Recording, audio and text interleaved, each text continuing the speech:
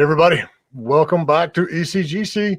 Next up, we've got Richard Rouse III, another long-standing industry veteran that's been around for a very, very long time at studios such as Ubi and Microsoft and where else? THQ, Midway, that's going way back in the day there. But with that, I'm going to let you take it from here, and then we'll be back and ready when questions start pouring in. All right. Thanks, Jay. Hey, everybody. Thanks for coming to my talk here. I'm going to be talking about player fantasy and how you can use it in your title in different ways and figuring out what the player fantasy for your project even is. So just a little bit of background about myself. I'm going to need to click on this to get that to work. There we go. A little bit about myself. I've been, as Jay said, working in the industry for a while. I first started out in what would now be called indie games, but were just called maybe lower budget games at the time. I shipped a few of those like Odyssey, The Legend, Nemesis. Later on, I worked at a company called Surreal Software that was later acquired by Midway. We worked on the suffering horror games there. That's probably what people most tweet at me about these days, and it's good to be remembered for those. Since then, I've worked at a bunch of places, including Ubisoft and Microsoft. There, I got to work on the State of Decay franchise with the good people at Undead Labs for a while. Also worked on things like Quantum Break. Along the way, I wrote the book Game Design Theory and Practice.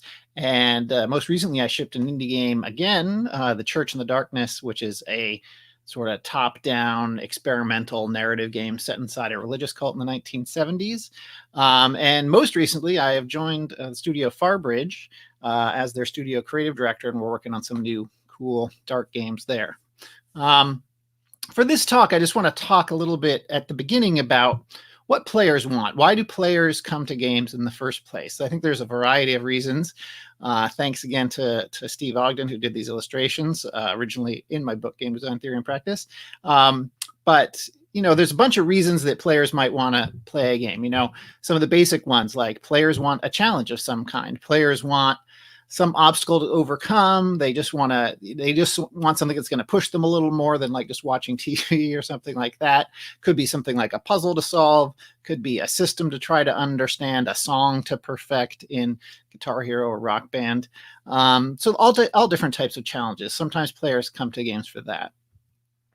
Players may also want to socialize. This is, going back before before digital games. This is one of the main reasons games existed, was to give something for people to do together, to be social while doing something. And the something here would be playing a game, whatever form that might take. And those evolved over time to, of course, become online games that people love playing, whether it's shooters or MMOs.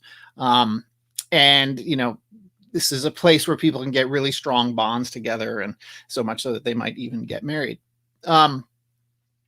Sometimes, though, players may not want a multiplayer experience. They may just want a dynamic solo experience, something that's a little more interactive than reading a book or watching a TV show, but still is their own experience, still feels like something they can do. They can do it on their schedule when they want to, kind of sometimes like a hobby, like knitting or, working on a car in your driveway, something that takes up your time that you really enjoy doing, but isn't work at the same time. You can do it on your own schedule, and you don't have to deal with other people necessarily if you don't want to when you're doing it. I sometimes think of when you're playing a single player game, a dynamic solo experience, you're really playing with the designer of the game. Like, he's the other person you're playing with. What challenges has that person set up for you in this game, and how can you overcome them? And how can you learn how they see the world based on how they design the game? Sometimes players just want bragging rights, right? That's another thing in a single player game. That's why the original high score table was added to something like Centipede here. That's why leaderboards exist to this day. That's why there's multiplayer deathmatch. That's why there's all the way up to esports. People want to be really good at something and be able to show off to people that they're good and talk about how accomplished they are at this one thing. And it's something people can feel proud about. So bragging rights is another one. But back to the subject of this talk, I think one of the core reasons that players come to games is they just want to fantasize. They want to get away from whatever state their life is in and go somewhere else, be someone else, do something else. And this is originally, I think, what even more than any of the other things we've talked about thus far, this is something that really brings players into the game in the first place. Players want to think about this other life and just transport themselves there. And you can transport yourself, so it's there so much more in games than you can in books or TV, because you're actually in it. You're actually making choices about it. It can be, extremely addictive and compelling to immerse yourself in those worlds. And even if we go back to some of the other games that we talked about, like who doesn't want to be an archer taking care of bugs in the garden? If you remember, the original old coin ops would have that art on the side of the coin op machine, and that was sort of would attract you to the game originally, and then you would start playing it. You might forget about the fictional wrapper and just enjoy the mechanics of the game, but that would often bring you in the first time.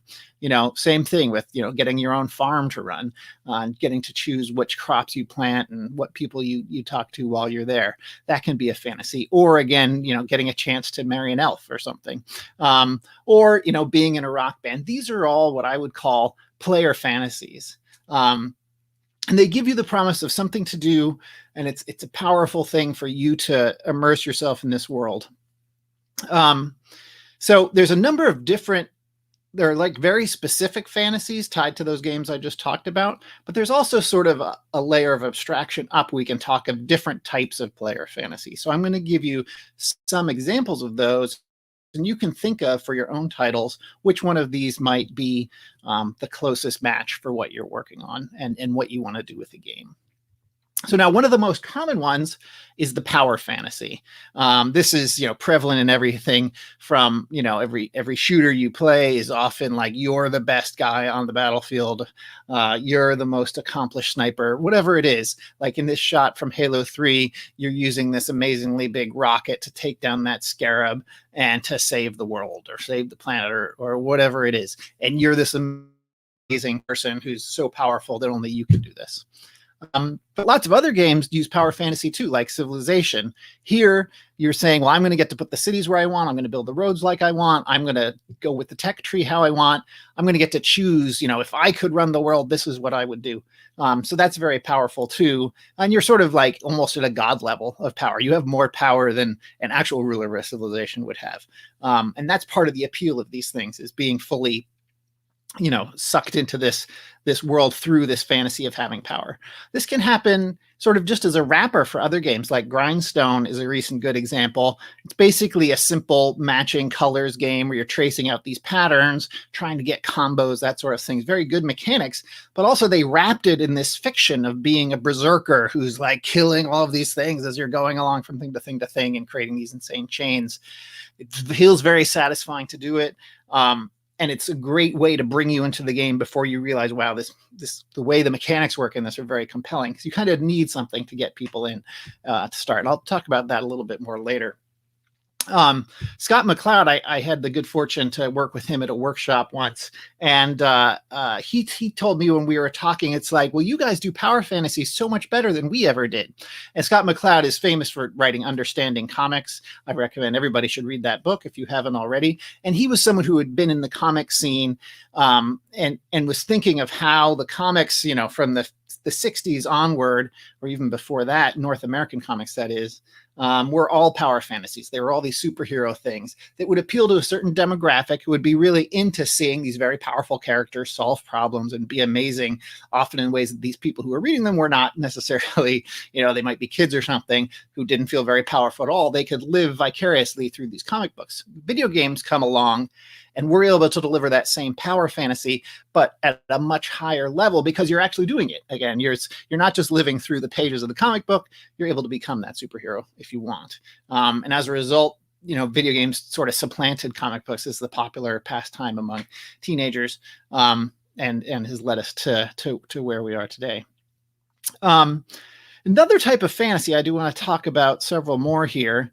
This one I call the aspirational fantasy. I brought up Guitar Hero before.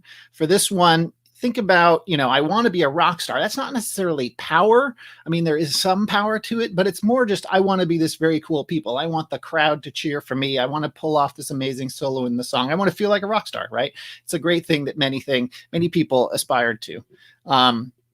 And it was interesting with the power fantasy with Guitar Hero specifically, how much more powerful and sort of fulfilling of the rock star fantasy it became when you actually had that guitar, because there had been button matching games that could do music before this. But once you were holding that fake plastic instrument that looked ridiculous until you held it and played the game with it, that transformed the whole experience and fulfilled the aspirational fantasy and made you feel like a real rock star. This is true in a lot of sports games too. I want to play as my favorite player. I want to be the one taking the penalty shot. I want, again, the crowd to cheer, to feel like, hey, in this PES game, I'm really able to live out this fantasy I have. I'm aspiring to it. I'm not necessarily ruling people. I'm not killing everyone. I'm not this massively powerful being. I'm just living out a fantasy of being really great at something. Taking a little bit of a different turn, another type of fantasy I like to talk about is the my best life fantasy. So think about The Sims, right? This is a picture from the original version of The Sims. Here, you're really doing pretty pedestrian things. You're decorating a house. You're getting to send people to jobs. You're not doing something that amazing. You're not famous. You're not playing someone famous. You're not playing someone who's a rock star or something like that. You're just living out a normal life, but you're actually fully in control of it in a way that you probably aren't of your life. You have more money to spend on stuff. You can tear down the wall if you don't like it there. You can try out different careers that you would never get to try in real life for whatever reason. And I think this is a reason that this sort of famously appealed to people who were homemakers, right? Who already had homes that they were running, and their hobby was running a different home, because they could finally get things exactly perfect. They could finally get them the way they want. They could get the best version of their life and not just the one that has all the downsides of reality. Another great example of this would be Animal Crossing, right? In this, again, you're not doing some amazing things, but you are getting to do everything just the way you want it. Everything in this world is very clean and pretty and nice. Everyone's friendly to you. It's truly the best version of the world. And particularly during a pandemic, something like this can become even more resonant, right? Because now we can't do those normal things anymore here, but I can do it in this video game, right? I can live out my best life that maybe I don't have access to right now for whatever reason. But the next example I want to bring up is another key one, is just the feeling of being there, the fantasy of being in a certain place, a place that you're going to love and enjoy. Like the world of Zelda, it's a very awe-inspiring place with these amazing places you can go, challenges you can face too, and you can be powerful in it. But there's also just something of being in that world that feels very welcoming and satisfying and is escapist in a way. And it doesn't have to necessarily be a nice place either. If we look at the world of BioShock, right? When you go to Rapture, I've always felt that I just want to spend time in Rapture because it's so fascinating and it's so well built and all these little details to it that you're feeling just sucked into this world. And why did they build it? And why did it go wrong? And it's a dystopia, right? This is not a happy game. It's not like, oh, I go here and everything's perfect, but it's just so interesting to be there and to learn about what happened and all the details of this world. Another great example of that is many licensed games. The players of it will already enjoy this world for some reason. They'll already like the IP, and they just want to experience more of that or experience that in a different form. So this is an example of the Trailer Park Boys Greasy Money. It's an idle game you can play on mobile. And if you like the Trailer Park Boys show, if you know that Canadian TV show, it has a very specific tone to it. It has these people, who are, sort of low income and just struggling to get by and having all these capers. And it matches really well to the sort of capers that they put into this game. And these people felt like they really understood the IP well and were able to bring game mechanics to it that reinforced that felt like it fit. And it just makes me want to go to this world. Like I've seen all the episodes of the TV show. Here I get to see other sides of the world. I get to participate in it a bit. But I'm just getting that chance to go into the world of something I know I already love. So another key one I want to talk about, I call the transgressive fantasy. This is the desire to finally go somewhere where you get to break all the rules, right? GTA, probably the ultimate example of this. Like, I'm a gangster. I get to get what I want. I get to steal things. I want that car. I can take it. I don't even have to drive on the sidewalks. I can go do this insane jump. I can, outrun the cops, whatever it is. These are all things that on some level you're thinking about, but know you would never do because of the repercussions. Here, you're getting to do all those things in a safe environment. Another great example of this is Among Us, right? Among Us, the game where you get to backstab your friends. Now, you don't actually want to backstab your friends in real life because you want to stay friends with them. Here, though, that's the rules of the game. Everyone goes into this knowing what it is and agrees that some people are going to get stabbed in the back, and that's okay. You get to get that out of your system. Go back to being friends afterwards, right? It's a great way to live out this thing that you kind of think about but would never actually do. Another great example of this, or, I like to say a great example because it's my own game. The last game I shipped, The Church in the Darkness. In here, you're going into a cult. Cults are fascinating to people, not that they want to join them, but they just want to understand why. Why does this thing exist? How does it exist? Why are the people like this? What are they getting out of these weird things they do? So in this game, you get to go down to South America and see this cult that's moved to the jungle and try to figure out, why do they do this? Why do all these people? You get to meet the people and talk to them and see like, oh, maybe you had a good reason for doing this, or maybe you didn't, or maybe I can join the cult, or maybe I want to rescue my nephew from the cult. Maybe this is dangerous. Maybe it's not. You're sort of going there and getting closer to a cult than you ever would in the real world because cults are dangerous, right? And we know, don't get too close to that. Bad things might happen to you. Here, you get to go there safely. You get to live out this fantasy of seeing what it's like inside a cult, and then go back to the normal world and feel safe again. This is a great place to live out that sort of dark fantasy you might have. Another one is another type of fantasy I like to talk about is the what would I do fantasy. This is anywhere where you're like, well, if I was in that situation, what would I do there? A lot of the, say, early Call of Duty games or lots of other war games place you into these famous historical conflicts. And you get to say, well, what would I do if I was on the beach at Normandy? Would I manage to save all my friends, or would I survive at all? And even if these experiences are fairly scripted and kind of you can get through them if you're putting in a little bit of work to it, you're still feeling like, well, yes, I've survived this amazing thing. I know what it was like, right? I know what I would do in that situation. I would, take out all the Nazis and destroy fascism, etc. These sort of games put you into this world and let you feel powerful, but also just feel like, well, I've been there now. I understand what would happen. Even more interesting, another game. This is from State of Decay. This is the zombie survival game that I worked on with the good people at Undead Labs while I was at Microsoft. And this is a zombie survival game where you really get to make choices about how you survive. You really get to build up your own community of survivors. You get to build your own little compound that you live in. You get to pick what your upgrades are. You get to move to a different part of the territory if you think that's going to be safer.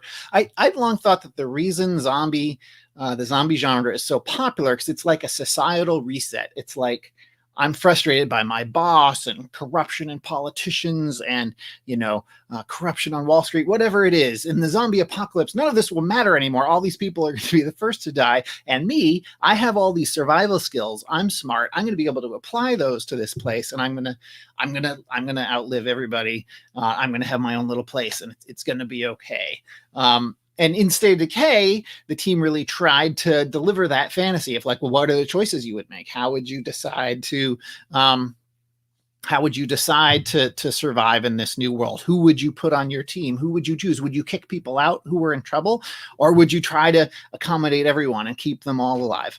And then what would that mean for your community in the long run? And this is that feeling of, well, I can try out my philosophies of how I would run things and see what the outcome is. And then usually decide I was right all along, but sometimes you might decide to tweak your philosophy to do something different should the actual zombie apocalypse comes. All right, next one I want to talk about, I call the emotional fantasy. And this is something that sometimes people go to media, any type of media, movies, books, or games, they just want to feel something really intensely, and games can nurture certain emotions that are really hard to get out of other mediums. Like certainly there's intensity and adrenaline, and a feeling of accomplishment if you do something, but there's also a feeling of nurturing that's unique to games. And these are a couple of screenshots from Ico, a great PS2 game where you're a young boy trying to keep this older girl alive as you go through the world together, and you come to rely on each other, and you save her, she saves you. You have a very special bond with her that's beyond what you would see in other media, because you're actually playing, you're actually in there doing these things. And you get that unique sense of loss and defeat sometimes from different events that can happen in this that are just very powerful. Another example of the emotional fantasy is horror games, right? Horror games aren't necessarily power fantasies, certainly not in Amnesia, which this is a screenshot from. There you're often a little bit weaker, and you're often having to deal with horrible things. It's not a world you actually want to go to. It's not my best world, that's for sure. It's the opposite of all of that, but it's terrifying, and you're feeling this intense emotion of being scared and tense as you're trying to get through this thing. And that's really even more intense than you would feel just watching a horror movie or something like that. And the fantasy here is literally just having that strong emotional reaction. Just to contrast that game I worked on, The Suffering, here we also put you into that world that was terrifying. You didn't want to be there, but we kind of crossed it with the power fantasy. We gave you a little more abilities. You had guns. You could dual wield guns. You could kill these creatures pretty effectively. They would keep coming. The world was still a terrible place, but you could get through that. You could survive it in a way you couldn't in a lot of other horror games and feel accomplished, but still balancing that with that feeling of this is an awful, oppressive world at the same time. All right, so those are all of the different types of power fantasies, or rather player fantasies, that I wanted to just run through with some examples. Of course, there are more. You might have a very unique game you're working on that feels like it doesn't fit any of these slots, and that's fine. I think there are other reasons players play games. These are sort of the core ones that I see repeated in a lot of commercial games, but there's certainly other ones. But you might say, well, hey, my game is all just game mechanics. It's really not about having a fantasy for the player. It doesn't really have a narrative. You might be making Tetris or something, right? Does Tetris have a player fantasy? Well, not really, not inherently, right? But probably most people don't remember that when Tetris first came out, it was sold as that game from Russia. Right? The box was all about Russia, and all the backgrounds to all the screens were about Russia. And here the fantasy was, what's Russia like? Because this back in the 80s, Russia was just opening up to the West, and people were curious, like, what are Russians like? Oh, maybe they're not terrible. Maybe we should learn how we're more alike than we are different, that sort of thing. So people are like, great, I want to play the game from Russia. That sounds very cool. And so they wrapped the game in that. And that became the fantasy, that sort of exploration. And then you got in there, you started playing, you're like, oh my God, Tetris is amazing. This is such a great game. And then you didn't matter what the backgrounds were. And over time, they stopped making it all about Russia and just made it Tetris. And once Tetris existed, it didn't need to always be wrapped up. Though, to this day, they'll periodically say, hey, we have a new version of Tetris. And like in this screenshot from the Tetris Effect, now you're going to play Tetris, but it's like you're in a drug trip or you're at a rave or something like that. And there's this insane light show. That's the new story around Tetris that's maybe going to bring you back to Tetris to play it in this context, right? And that's fine. That's fine too. So back to this list. So you're thinking about, well, here's my game. I want to establish I want to figure out what is the core fantasy of my game. Why are people going to want to come play this? And it's a little bit of a marketing exercise too, because when you're first pitching your game to people, you're going to be pitching them this fantasy of something they want to do. And even if your mechanics sustain them once they're in there, you're starting often with this fantasy, like, why should I care about this game? Oh, it's for these reasons. So try to really think about what that is and what the core of that is. Then once you've established it, you can use it in a lot of interesting ways during game development. So, for example, you can use it as a razor. If you haven't heard the term razor before, it's something you can use in sort of the process of game design to cut away certain features or make certain creative decisions. And you could use, once you've established what your fantasy is, you can use it to decide how your mechanics should work or how they should feel. So, for example, if you're making an emotional fantasy, like a horror game, like this screenshot on the left here is from Resident Evil 7, you're going to have a gun in that game. it's not going to be that powerful a gun. It's going to be kind of effective, but it's not going to be an amazing gun that you can kill everything with instantly. It's got few bullets, it's a little weaker, etc. Versus if you're making a pure power fantasy like a Halo type of experience, there again, you're going to have the giant rocket launcher. It's going to do amazing things. You're going to be the best. You're going to mow through guys all game long. And that's going to be the type of fantasy that game is delivering. So as you're thinking about your weapons, you can say, well, what is the core fantasy of our game? How can these weapons each support that fantasy, right? Another example would just be art style. If you're making a what would I do game in a historical setting, again, like a World War II setting, say, you want to make it feel like World War II. You don't want it to be like a really cartoony version of World War II. You probably don't want it to be a really brightly lit, happy, glowing version, because that's not probably why people are coming to your game. They're coming there to feel like they're in that real, authentic, historical experience. Versus if you're making the My Best Life game, then everything should be prettier than you've ever seen it in the real world. Everything should be enhanced. So that can, as you decide which type of game am I making, you can use that, go back to that all the time and think, here's how I can make some choices. And this can apply to your narrative as well. So it's great to be here with all these great narrative speakers. So I wanted to dive specifically into narrative. This is sort of an interesting juxtaposition too. This is, again, State of Decay on the left. And then we have The Last of Us on the right. And these two games actually originally came out around the same time. And they're both sort of zombie survival games, but they're very different games, right? I think State of Decay really is that sort of what would I do fantasy, whereas The Last of Us is really that very emotional experience fantasy. That's why you're there. There's not a lot of choice in that game, but it is very intense. As you're in there, you're going to be trying to survive things just barely, like even like stabbing something in that game is really hard because you're up on it and it's the camera and it's very intense. It's always very emotionally intense. But you're not going to have a lot of choices about what you do. You're not going to have a lot of outcomes. And if you're working on the narrative for this, for State of Decay, you need to write a narrative that supports all these different outcomes, right? And leaves room for the player to be all these different things. Whereas if you're writing something that's just a specific emotional experience, you can make it much more focused and guided in exactly the thing you want it to be. You don't need to let it open up. And just tonally, like if you had the super serious characters of The Last of Us in the State of Decay mechanics, it would probably feel out of place. Whereas a little more, shall we say, amusing characters that you might find in State of Decay that take things a little less seriously, they fit in a game where there's all these systems, all these crazy things can happen. It's very emergent how that game goes.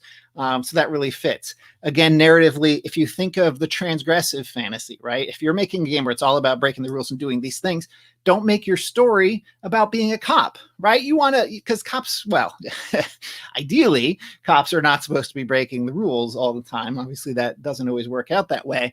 But you should, as the player is thinking of, well, why am I come to this? I don't want to be a cop if I'm playing the transgressive game. I want to be a gangster, right? I want to be something like that. I don't want to be the super honorable character who's then breaking all the rules, because that's like inconsistent.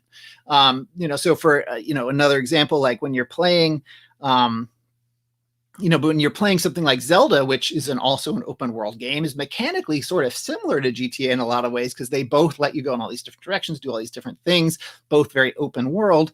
But there, that's just the feeling of being in this world. And there you can go a lot of different places with the story. You can be a super honorable person, or you could be a terrible person. There's a lot more room to play there because it doesn't break that core fantasy of the reason you're playing this game is just to be in this amazing world. So, next, I just want to talk real quick about the idea that your fantasy is not actually that flexible. And it's a key thing that ties into what I was just talking about. The idea that, when we work on games, we often have to change a lot of things along the way, and we need to know what can be changed and what can't be changed. And I just want to point everyone to this talk that Jesse Schell gave at GDC 2019. If you go on the GDC Vault, it's up for free. Just search for Rules of the Game. That's a session I host there. And he did this one talk where he talked about what he called the story stack, and the idea that the fantasy is actually not that flexible. Like if you're making a sword fighting game, you can't decide that everyone has feathers for swords or that they have rubber swords. It's like, if you're having a sword fantasy about how great a swordsman you are, you need to deliver on that. And then, out of that, you can say, well, here's the gameplay mechanics we're going to have. Those are super important. We need to nail those exactly. There may not be a lot of room to play with that depending on what we're doing. So that's less flexible. The economy, like how progression works, how the player unlocks new things, that's not that flexible. By the time you get to the story, meaning like the plot, the specific characters, those things could be many different things and still support the fantasy, right? And you need to think of things that do support the fantasy and aren't at odds with it, right? So it's something to think about as you're working on these. And I encourage you to go watch that talk. It's an excellent talk where he discusses, all of these different types of games and how they worked with different fantasies. Definitely worth checking out.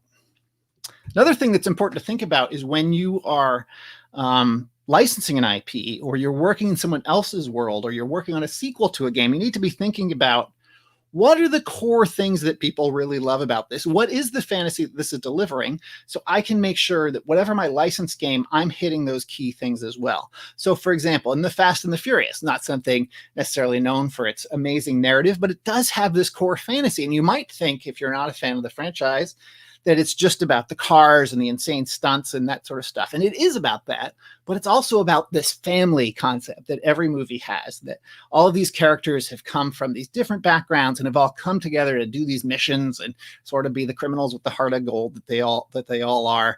And you really need to work on understanding that that's a core part of it. And if you're making a Fast and the Furious game and it's only about the stunts and the cars, you're missing out on a big part of it. Figure out ways that it can also support that idea of family. Another example I want to bring up of this is from another talk. This was back at GDC 2007. I believe the slides for this are out there if you search for this. But this was a talk done by Clint Hawking. It's called Exploration from Systems to Spaces to Self. And he talked about a specific case where he saw this not working out. So, for example, we all know that Spider-Man is known for saying, with great power comes great responsibility, right? And he was talking about how, that's rooted in the comic books and how important that is to the character, that he has his ability to do these things, but he has this feeling of responsibility. And, he messed up when his Uncle Ben was killed and all this stuff.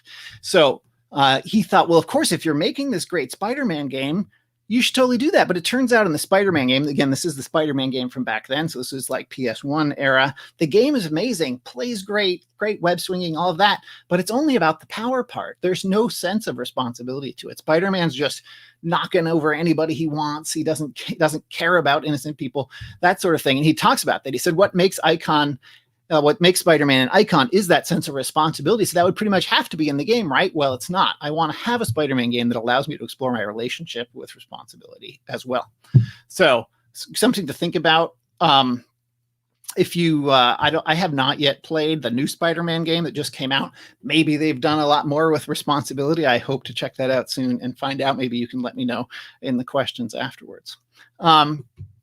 Next thing I want to talk about is, if you're going to let players tell you their fantasy, that's something you need to do that you might not think you need to do at first.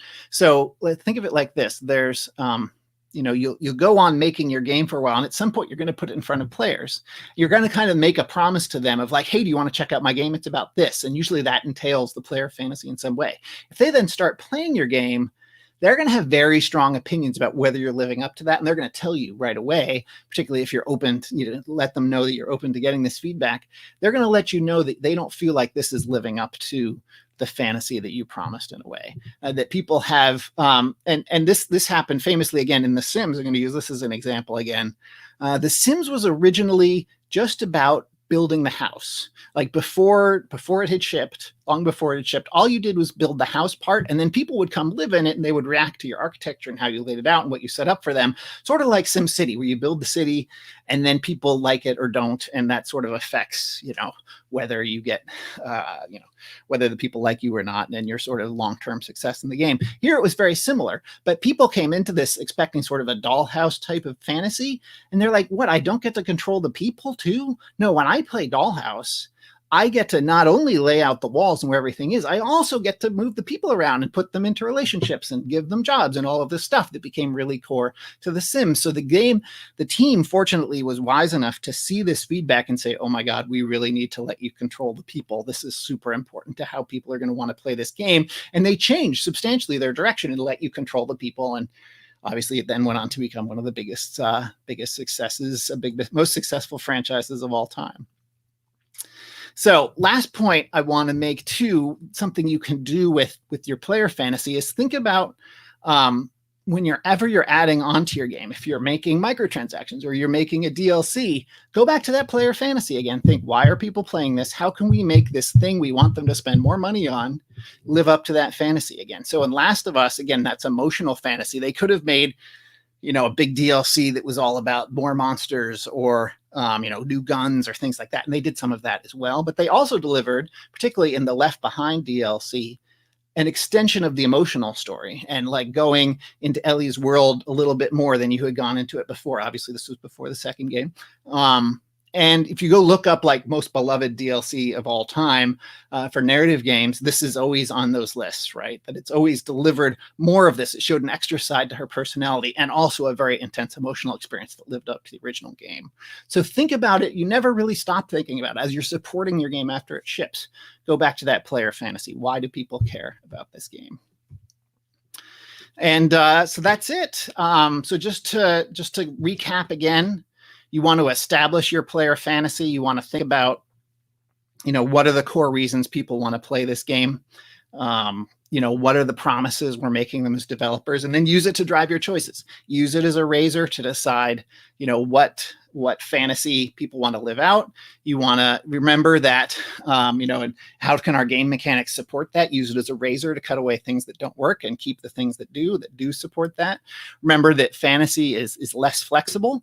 It's something that, you can't change quite as easily as changing the graphics or changing the narrative or changing something like that. And you want to, particularly if you're working in someone else's world, whether that's a license or a sequel or something someone else drove before you got there to do your part of it. Remember, you have to figure out, what do people care about that? How can we support that in the choices we're making? And then let the players tell you their fantasy.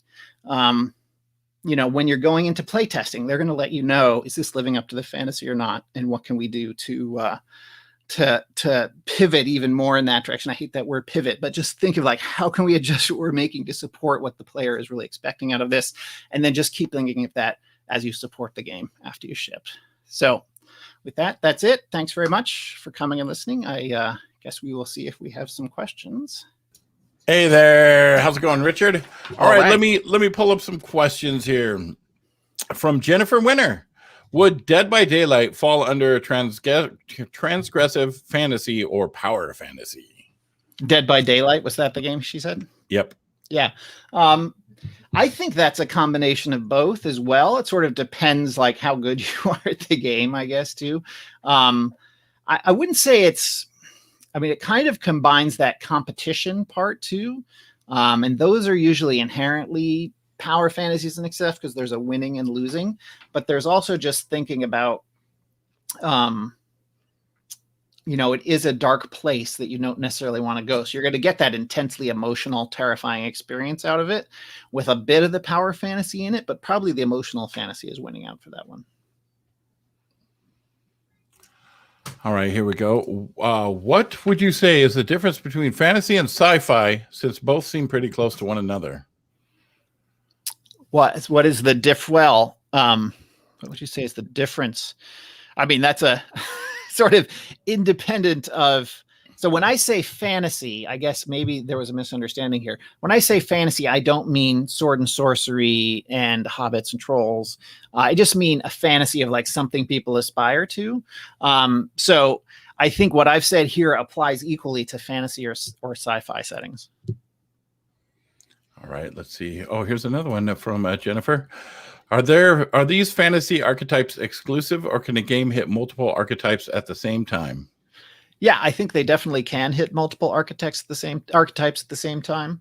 My own games have done that. Like I was talking about the Suffering, that's primarily sort of the horror, emotional experience type of thing that players are looking for in that game. But then it's also a power fantasy in that you're not a weak horror protagonist. You are a strong horror protagonist who's going to survive this one way or another.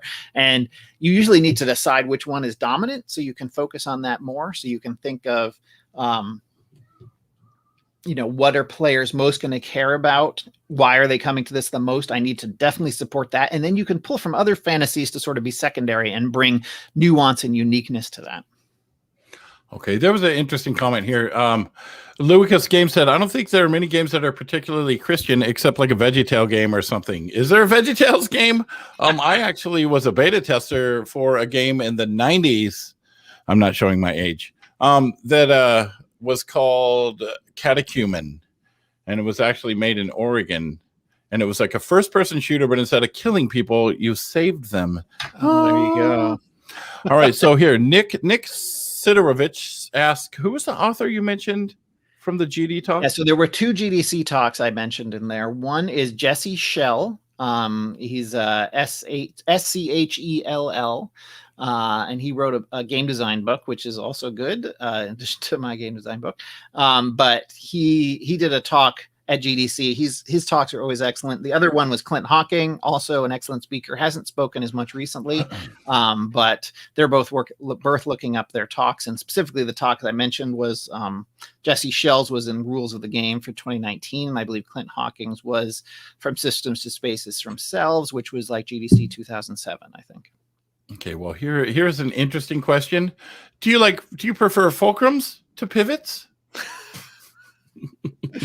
I think a pivot can act both as a noun and a verb, whereas a fulcrum, I think, is only a noun. So pivots are more versatile, but pivots are abused by people who are like, well, we were making games, now we're making accounting software. And, that's the sort of, I try to avoid those types of pivots. No, I think fulcrums is kind of like what I would say if I was in the South and I was eating bread and I got it in my beard. It's full crumbs. Right? So it does have multiple meanings. Actually. Full crumbs, yeah. How would you go about mixing player fantasies if they should even be mixed? Yeah, I think carefully is how you would do it. And lots of games will bring in, like I was talking before, Jennifer's question, that secondary fantasy that sort of twists the game in a new direction versus like there may be a lot of games that deliver on this part of this player fantasy. But if we add this other fantasy as sort of a secondary supporting one, we can make a game that stands apart from the rest. And that's why, it's just like you're taking the zombie setting when I was talking about State of Decay versus The Last of Us. State of Decay is very much that a totally different fantasy in the same setting from what you got in The Last of Us. And that can be another way that you can, change up the fantasy in something that you might think is one fantasy. But what if we took this setting and put it in a different fantasy, and then you can get a wildly different game? So here we go. For titles like Super Hexagon or even the board game Go, at that point, are we thinking more about a meta narrative of the game's position in the player's life? You touched a bit on it with Tetris. Yeah. So I was actually thinking of Super Hexagon when I did that example too. So that's a good one. Or Go. Chess has that little bit of like, oh, there's like a rook and a knight and it's something medieval sort of, and then you quickly move past that, right? And it's true that like Super Hexagon or Tetris inherently have even less of that. And I think that's fine. And those games can succeed. I think it's tricky if you're making a game to bet on that, right? To bet on like my mechanics are going to be so amazing that everyone who gets in here is going to love it. And that's all that matters. I don't need any player fantasy. I don't need any fictional wrapper. Even Candy Crush has that appeal of like, it's match 3 done really well, but then it's also got this pretty like, well, I got candy. I'll try that one, right? Like it's totally surface and thin, but it's just enough to get you in the door to play. And if you're making a game and you're banking only on our mechanics being awesome, it's going to be hard to like go to press people and say, hey, why should you care about my game? Well, we've got hexagons, man. And it's like that can work in the end if your game is super duper amazing. But if your game is really good, maybe that's not enough. Maybe you still need the thing to get people in the door. Right, like the game Fishdom is basically a match 3 mobile game, but it has the seasons, and every season kind of has a little story that you build around, and then when that season's over, you're on to the next little story. But basically, it's just a match 3 game. I mean, all the stuff is you buy fish and put them in your aquarium and look at them. Yeah. I think the name is in the answer for this one, Max. What type of fantasy would Final Fantasy 7 be? I think it's the final one. Isn't that what it is? Yeah, they haven't made any more since then. No more. That was the final one. Yeah, Final Fantasy. I think is at its core a power fantasy with a bit of that emotional fantasy in it. So that's sort of a good, like, you're not coming to Final Fantasy because it's an emotional story, but you get there and then the emotional story like hooks you and makes you love particularly Final Fantasy VII, right? With all the famous story stuff that happened in there. But you're coming in because you want to be in a fantasy world and you want to be amazing. And it's also just an amazing world to be in, but you're coming in like being strong and powerful, and that's sort of what you're being promised in this amazing world. Mm-hmm. And it's very sci-fi. Yeah. It seems like some designers speaking with fantasy, Sid Meier or Jordan Mechner, and others speaking with mechanics like Jonathan Blow. Where do you start, and is one more important than the other? Yeah, that's a good question. And you'll definitely get different opinions on this from different people. Another talk that was in the rules of the game was Raph Koster talking about you have to start with the simulation. I always like starting with the fantasy. Like I want to be a pirate. I want to be the Prince of Persia, whatever it is. And then before you get into the plot or the specifics of the characters, get into the mechanics right away. So like what mechanics support this? What type of cool pirate thing can I do? And then, as you're building from that, then you come up with like, aha, okay, we know what the mechanics are. We know what the core fantasy is. What specific plot or specific setting or time period or type of being a pirate can we do that supports the mechanics we like and the core fantasy that we like? And I think Jonathan Blow is sort of another one of those exceptions that proves the rule that he's had, those few games that he's done are so amazing with the way they play with mechanics that that's sort of what you're always going to talk about, and that can work too. I just think it's better if you also have a core fantasy to bring people in. Mm-hmm. I like it. I love story-based stuff, right? Like so many people are into the multiplayer battle royale, but me personally, I love single-player story stuff. That's kind of my thing. And then if it's like a game like Conan Exiles, I like to role play in it and to make a story, right? I like to have that whole fantasy within my own self and just make my own story. Here's a question from Suzanne War. Any thoughts on if there are different fantasies offered in kids' games? Yeah, I mean, I think that's actually interesting. If you go and watch that Jesse Shell game, that Jesse Shell talk, rather, that I mentioned in the session, the one from 2019 on the GDC Vault, he talks about they were making a fairy game, aimed at sort of young girls typically, but any young person who's into fairies, and they thought, oh, that's cool. What is the cool thing about fairies? Well, it's dressing them up and it's doing these things. And then the people got into it and they were like, oh, what we love about fairies is flying. Is there any flying in this game?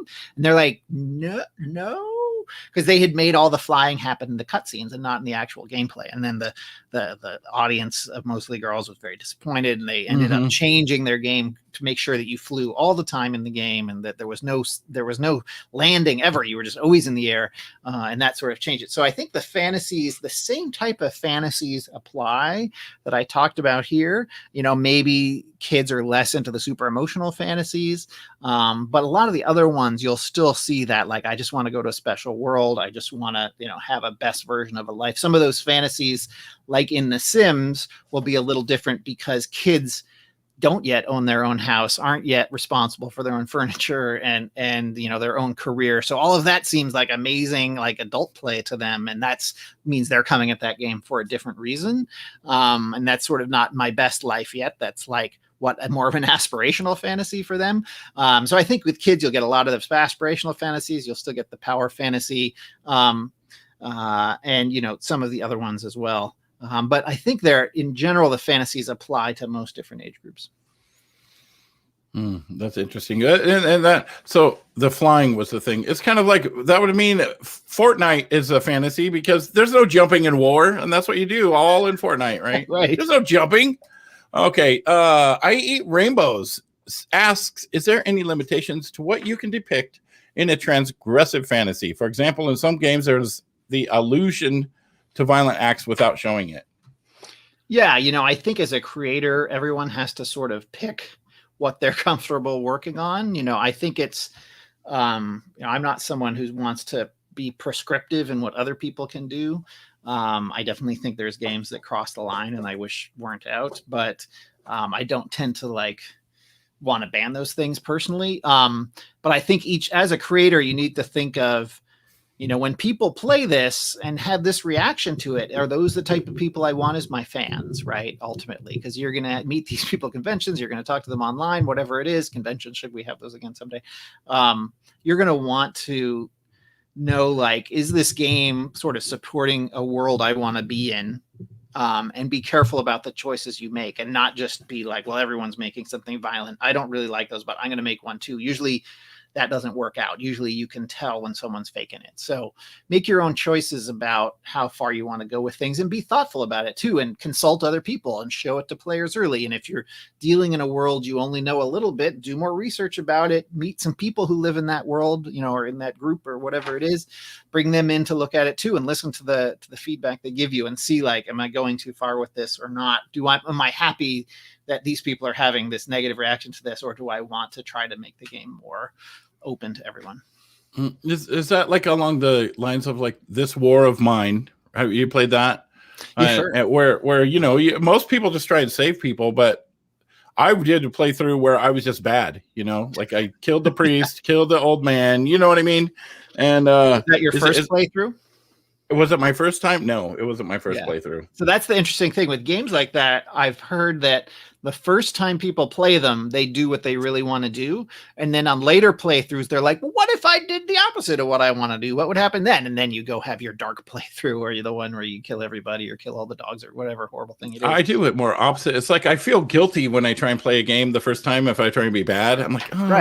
Right. But after I play the game, then I can go ahead and just, do the terrible first time things. People play, they want to be themselves with superpowers. And the next time they play, they want to be the bad guy. Often. Yeah. So wonder if that shows anything about the human race. Maybe. Okay, so David Klingler, how can we use player fantasy in abstract games like Super Hexagon as a main example? Yeah, I mean, I think Grindstone, another game I brought up in this talk, is a great example of that, where that is really just color matching patterns on a board and like trying to make these chains out of things. And then they put this wrapper on it of being this berserker guy, and this weird, has this cool art style to it and stuff. And you see that game and you're like, oh, what's that berserker guy? I'll play that game. And then you get there and the mechanics hook you and keep you there. Like, you can't just have the wrapper. You've got to have the game mechanics that are compelling too. And Super Hexagon has those. Maybe there's some wrapper where, and I'm not, obviously Super Hexagon is super successful, and I'm not saying they did anything wrong, but if you were working on a game that you thought was all about the mechanics, in that case, maybe you're like starting to stop a nuclear reactor from exploding, and you wrap some fiction about going into the different layers of it, trying to get to the cores or something. There's ways to put sort of a more fantasy onto pure abstract gameplay like that, and I think that'll help you getting to more people, at least at first, but then it's the mechanics that sustains you and keeps those players the mechanics that keep you. Okay, so here we go. The comment to that was get the demographic of people who want to be a hexagon. There you go. Somebody's somebody's being a smarty. Another one for my Rainbow. Is there any limitation to what? Oh, wait, that was a. Yeah, sorry, I backed up. No problem. Here's a comment. Some mix better than others for sure. Power / transgression and being there emotional would pair well, for example. Totally. You're getting the right idea there. And just pick which one it is first. Make sure that's your paramount thing, and then have the other as a secondary goal. And I just pulled out my ear thing. Sorry. Yeah, and then here's talking about Tetris. Sometimes solid game design can make up for a lack of anything else. Tetris has no fantasy, minimal art and music, and absolutely no story. And yeah, it's one of the most popular games ever, and it's made of squares. That's true. He may have missed my slides where I talked about how it was sold as the game from Russia originally, and that was sort of the fantasy around it. They later didn't have to sell it as the game from Russia, because by then everyone knew what Tetris was. Right. Everybody, everywhere. Breeze Lightning asks, how would you deal with a game with at least two fantasies that over time start to divide the player base? Do you try to strike that balance in one play style, make multiple, or is that spin time? Yeah, I mean, I think that's actually a tricky thing that I wouldn't necessarily recommend, where I think there is a thing where if your game is big enough, like if you're making The Sims and the fantasy is sort of my best life homemaking sort of things. Once that becomes successful enough, you can add vampires, you can add the sci-fi stuff that they put in their expansion packs, right? But by then the Sims is so big that it's sort of broken all the rules. Your game is probably not going to be that big, so you need to be careful about sticking to, like, particularly if you have a small base, you can find that, hey, we were making a thing that was my best life, and now it's about transgression. Like, all the people who wanted transgression, they weren't playing your game before. Maybe you'll bring some of them in, but you're going to start losing the people who are only there for my best life. And it can become a real killer to a game that is not as big as The Sims or something like that. Right, because The Sims is huge. All right, somebody had asked to put up the last slide again. So there you go. That's the last slide. www.paranoidproductions.com. Right. At Richard Rouse up there. Richard Rouse, III. RR3 at paranoidproductions.com if you are interested in that. And thank you so much, Richard. This has been super interesting and super in depth. I dig it. We have one more presentation today. Then you guys can go and play some video games, okay? If you would like to come into the Discord, Richard, it's discord.gg/indiegamebusiness. There is a channel in there that would be just for you. Let's see, where is it? It is the post session chat is what it's called. All right, so if you have pop in there. Yeah, pop in there for a little bit. Yes, thank you all so much for attending, and I'm excited for the next one. It's going to be live in just a couple minutes. All right. Thanks so much, Dan. Thanks